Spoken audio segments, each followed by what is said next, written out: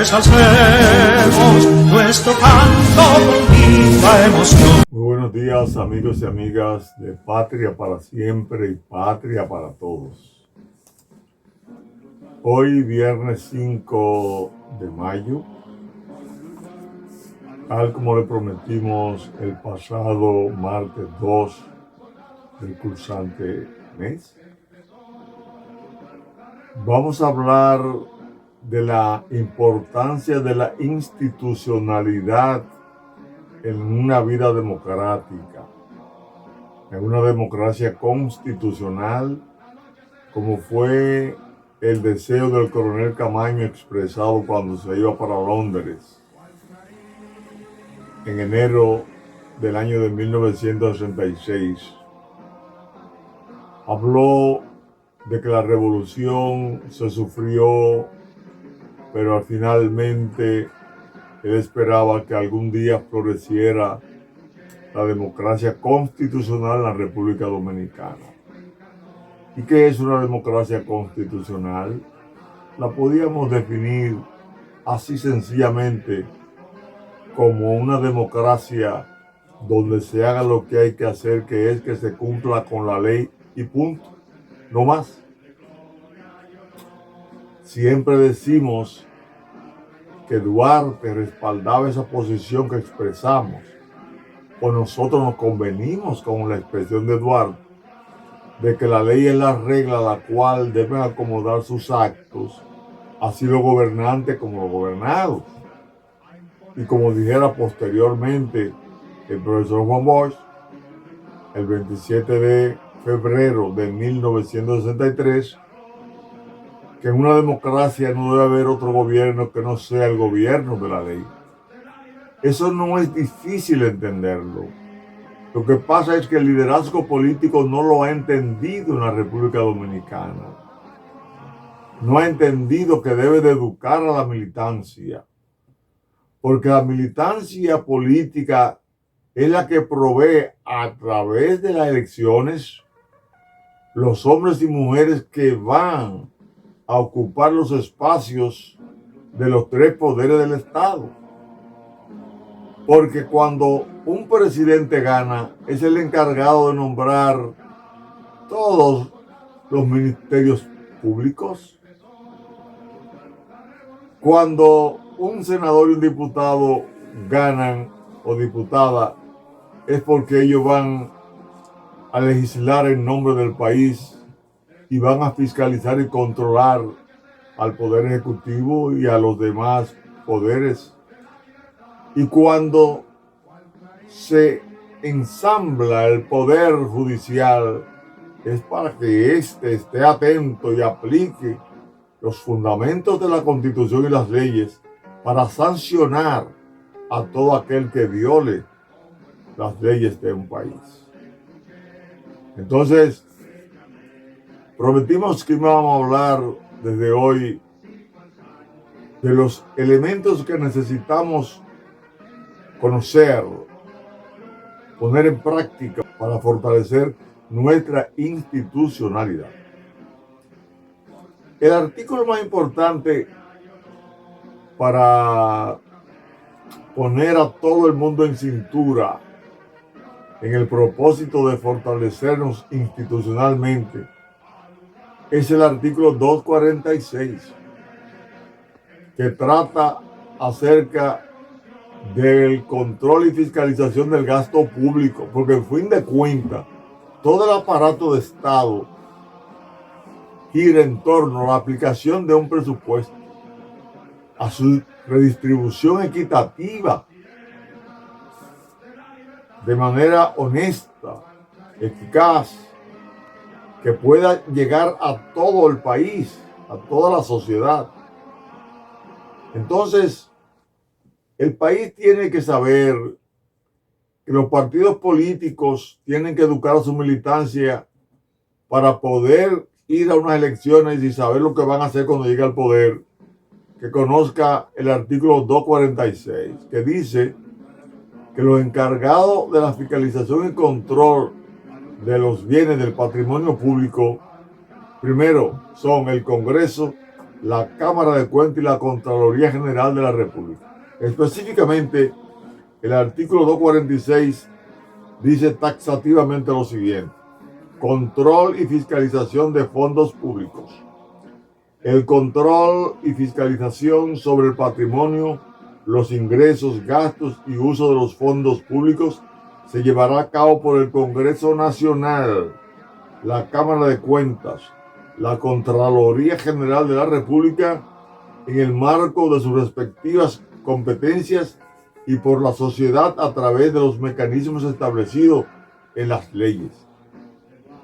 El Congreso, que es el primero que nombra, de acuerdo al artículo 93, numeral 2, entre sus atribuciones en materia de fiscalización y control, la letra A nos dice que es aprobar o rechazar el estado de recaudación e inversión de la renta que debe presentarle el Poder Ejecutivo durante la primera legislatura ordinaria de cada año, es decir, los 27 de febrero, tomando como base el informe de la Cámara de Cuentas. La Cámara de Cuentas, del experticio, de las auditorías que haga, de la calidad de esas auditorías, de la honestidad de esas auditorías, del apego a la ley de esa auditoría, va a depender que el presidente de la República pueda rendir un informe conforme a lo que la ley y la Constitución determinan. Y es penoso que el actual presidente de la Cámara de Cuentas haya dicho que al año no se han hecho más de 7 auditorías. Señor, y entonces, si hay 22 ministerios que deben ser auditados, los 22 ministerios, más de 40 direcciones autónomas del Estado que deben ser auditadas, cuando el presidente o los presidentes han dado su informe, ¿en base a qué lo han dado? Le han mentido al pueblo entonces, porque debería ser el informe que da la Cámara de Cuentas quien le diga al presidente cómo se han hecho las cosas, y entonces el Congreso tiene la responsabilidad, de acuerdo a la letra D, E y F, de examinar anualmente todos los actos del Poder Ejecutivo y aprobarlo si son ajustados a la Constitución y las leyes. Y si el presidente lo que ha llevado es un mamotreto de informe, sin las condiciones que exige la ley de la Cámara de Cuentas, los presidentes van a hablarle mentira al país. Sigue diciendo la letra E: nombrar comisiones permanentes y especiales a instancias de sus miembros para que investiguen cualquier asunto que resulte de interés público y rinden el informe correspondiente. Es decir, deben haber comisiones inclusive que revisen los informes de la Cámara de Cuentas y que a través de un personal calificado se determinen si son válidos o no los informes que da la Cámara de Cuentas. Si lo hacen bien, pueden interpelar a los funcionarios que han incumplido en el manejo de los fondos públicos, y vamos a evitar que haya entonces una cantidad de funcionarios presos como hoy, porque cada año se va ventilando las cosas y nos vamos dando cuenta antes que el mal empeore, como está hoy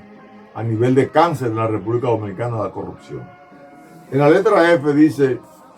que le corresponde al Congreso supervisar todas las políticas públicas que implementa el gobierno y sus instituciones autónomas y descentralizadas, sin importar su naturaleza y alcance. Todas esas instituciones que hay, centralizadas y descentralizadas, autónomas del gobierno, tienen que tener una auditoría anual, tienen que tener una fiscalización permanente de la Cámara de Cuentas, la Contraloría General de la República, para que el Congreso entonces certifique ante el país que el informe que dio el presidente fue conforme a la verdad, conforme a la Constitución y la ley. Miren qué importancia tiene el artículo 246, que vincula en la práctica la supervisión y control de la Cámara de Cuentas, del Congreso, el Contralor y el Presidente de la República. Porque el Presidente de la República, de acuerdo al artículo 128, letra F, nos plantea lo siguiente. Son cuestiones constitucionales con las cuales hay que cumplir. El artículo 28 en su letra F nos dice que corresponde al presidente de la República depositar ante el Congreso Nacional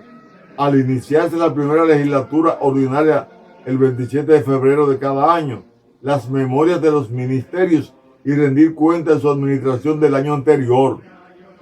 Y eso es conforme, como vimos, al informe que da la Cámara de Cuentas.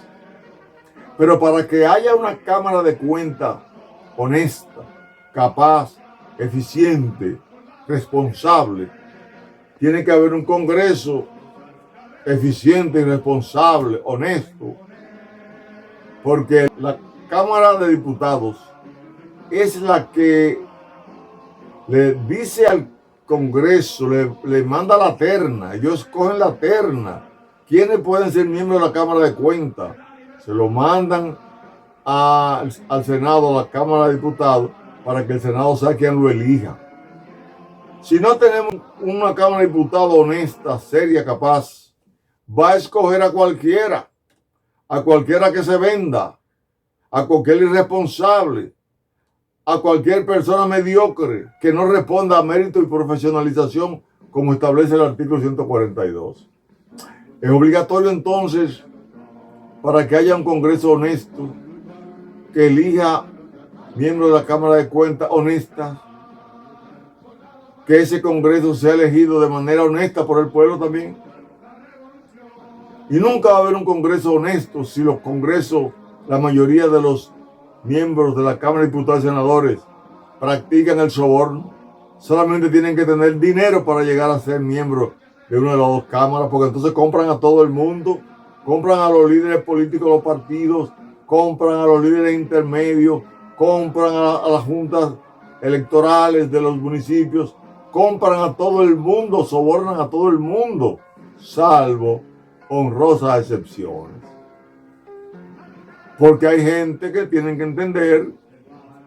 que es como estamos diciendo y como la historia ha escrito en este país. Entonces, una militancia política, un pueblo no puede elegir a un Congreso honesto, que elija una Cámara de Cuentas honesta, que rinda cuenta verdaderamente como debe de ser al país, si no se educa a la militancia para depurar antes de votar. Para eso entonces hay que darle cumplimiento al artículo 34 de la ley 33-18, que es la ley de partidos, agrupaciones y movimientos políticos, que obliga a los partidos políticos a invertir un 10% de los recursos que el Estado le provee en educación. Y la Junta Central Electoral debe verificar, fiscalizar a través de la comisión encargada de esa fiscalización, si lo están haciendo. Nosotros entonces, el próximo martes, vamos a seguir ampliando este concepto, porque si entendemos esto que estamos diciendo hoy, la mayoría de los hombres y mujeres que opinan por los medios de comunicación van a tener que estar de acuerdo a que hay que formar una democracia constitucional donde las instituciones funcionen porque nos conviene a todos. Las iglesias, todos los medios de comunicación, la misma oligarquía y la burguesía dominicana tienen que saber lo conveniente que es que el país funcione en base al mandato de la Constitución y las leyes, porque no habrá una democracia constitucional si no hay un Estado ético, si no hay un capitalismo ético y si no hay un pueblo que vote éticamente. Nos vamos a ver el martes. Esto se pone bueno. Vamos a seguir trabajando aquello de la democracia constitucional y el fortalecimiento de las instituciones. Hasta el martes, si Dios quiere. Soldados valientes, empezó la revolución a imponer los dones